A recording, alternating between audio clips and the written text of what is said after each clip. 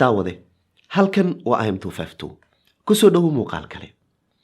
waxaan runtii isweydiin lahayn in barnaamijka WhatsApp-ka uu yahay barnaamijka loogu adeegsiga badan yahay dunida marka la fiiriyo xiriirka dadweynaha. aniga iyo adigaba qiyaastayda waxaan ka mid nahay balaayinka qof ee adeegsata WhatsApp-ka. sidaa darteed inaad wax badan ka ogaato WhatsApp-ka gaar ahaan farsamooyinkiisa hoose ee aysan dadka inta badan isku dhibin inay ogaadaan macno gaara ayay samaynaysaa. waxaan muuqaalkan kusoo qaadan doonaa 5 qodob oon isleeyahay ama wanaagsan tahay inaad wax ka ogaato. haddii aad 5taba wada taqaano waa sidii la rabay. haddii aad ugu yaraan mid un ka faa'iidana waa farxadeyda.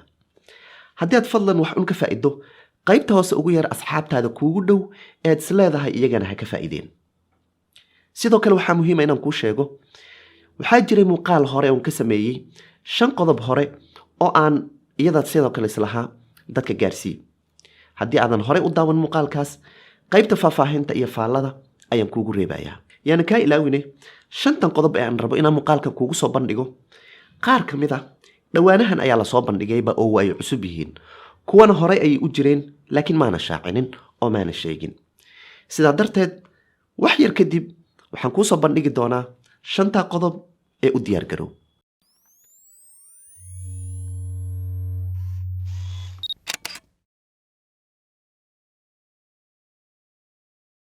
waxaan ka bilaabayaa qodobka koowaad. qodob muhiim ah oo ah inaad ogaan karto dhaqdhaqaaq kasta oo aad ka samaysay WhatsApp-ka.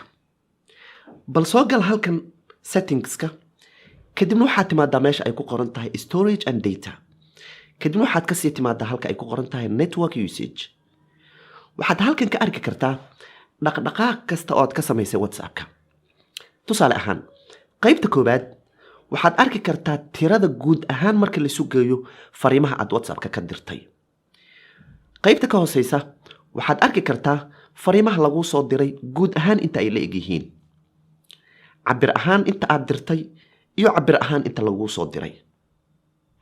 sidoo kale waxaad arki kartaa cabirka sawirada iyo muuqaalada aad dirtay inta ay la eg yihiin. dabcan inta lagu soo dirayna waa tan. waxaa intaas ka muhiimsan oo aad halkan ka arki kartaa guud ahaan inta wicitaan ee aad wacday WhatsApp-ka halkan ayaad ka arki kartaa. inta adiga lagu soo wacayna halkan incoming ayay kaaga soo muuqanaysaa.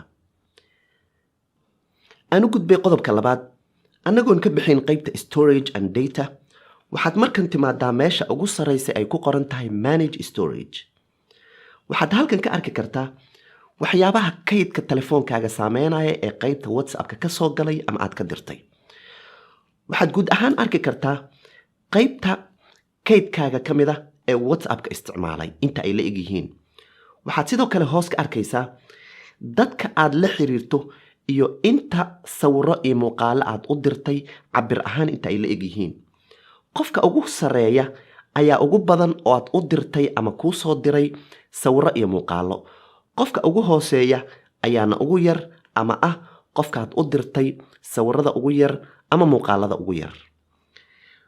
haddii aad qof un doorato waxaad arki kartaa tirada fariimaha iyo sawirada aad u dirtay qofka. haddii aad doontana waad dooran kartaa kulligood ama mid waadna iska tiri kartaa. maadaama laga yaabo inaad halkaa ku haysato waxyaabo aad horay u dirtay ama laguu soo diray ood haddeer ka maarmi karto, iska tir. halkaasna waxaad ka helaysaa qayb cusub oo kaydka telefoonkaaga ka mid ah oo kuu bannaanaanaysa si aad ugu adeegsato wax kale. waa qodobka saddexaade. annagoo weli ku jirna qaybta storage and data qayb kaloo muhiim ayaan halkan kaaga sheegayaa. laakiin ogow marka ugu horreysa marka aad sawir ama muuqaal ka dirayso WhatsApp-ka wuxuu WhatsApp-ka samaynayaa in uu yareeyo tayada iyo cabirka sawirka ama muuqaalka aad dirayso. haddii marka aadan doonayn in la yareeyo cabirka sawirka aad dirayso waxaad halkan imaanaysaa meesha ay ku qoran tahay media upload quality. meesha ay ku qoran tahay auto recommended waxaad ka dooranaysaa best quality. marka aad doorato best quality sawirada aad dirayso cabir wanaagsan iyo tayo wanaagsan ayaa lagu diri doonaa oo sidii hore looma cabir yarayn doono loomana tayo yarayn doono. qodobkan cusub waxaa WhatsApp-ka lagu soo kordhiyay goordhow waana muhiim marka loo fiiriyo kuwa kale maadaama uu cusub yahay. waa qodob kuu suuragelinaya in marka aad muuqaal ama sawir u dirayso qof kale aad kaliya qofkaas kale u ogolaato in sawirkaas iyo muuqaalkaas uu kaliya arko hal jeer oo kaliya. marka uu furo oo uu arko kalaabashadiisa uu ka laabto dib dambe uma arkayo sawirkaas ama muuqaalkaas. waxaad u diraysaa marka ugu horeysa sida caadiga ah ee sawirada ama muuqaalada u diri jirtay. soo xulo sawirka ama muuqaalka aad rabto inuu qofka hal mar kaliya arko. inta aadan batanka dirista taabanin waxaad arki kartaa in batanka dirista dhinaciisa bidix uu ku yaalo number 1. kaliya kaas ayaa taabanaysaa, halkaas ayaa taabanaysaa. halkaas marka uu buluug noqdo waxa uu qofku sawirka ama muuqaalka arki karaa hal jeer oo kaliya. mar dambana dib uma arki karo. sababtoo ah telefoonkiisa laguma kaydinayaba. laakiin waxaa suuragal ah haddii qofka uu sawirka sidaa u furo in uu screenshot ka qaado ama screen recording uu sameeyo haddii uu video yahay. sidaana uu ku kaydsado. qodobka ugu dambeeya ee qodobka 5aad waa qodobka aan ugu jeclahay ammaan ahaan WhatsApp-ka adeegsigiisa.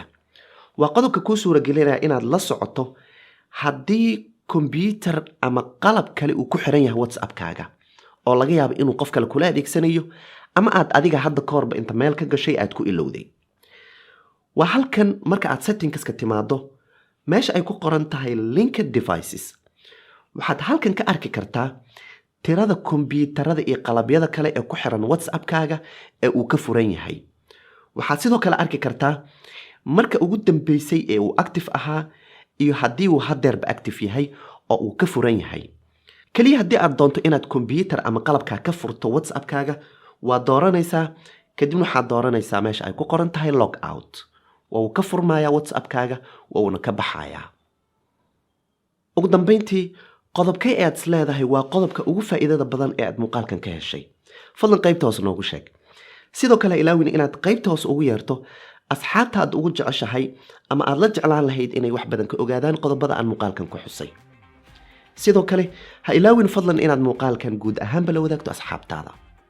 haddii aadan ka mid ahayn asxaabta AM252 waan kugu casuumaynaa inaad nagu soo biirto YouTube-ka, Facebook-ka, Instagram-ka iyo Twitter-kaba.